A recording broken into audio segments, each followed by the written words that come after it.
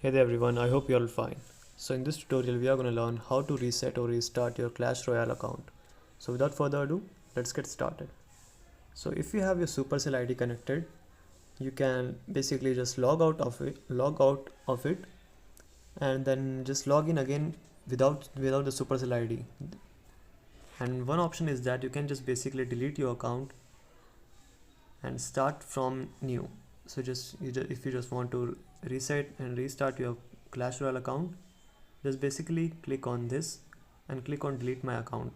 Right now I will not do it, but if you want to reset or restart your Clash Royale account, just simply go to this hamburger menu, then settings, and then there's the option, wait a second, more settings, and then click on delete your account, and then click on delete my data. So that's it for today guys, hope you found the video helpful. See you soon, have a good day.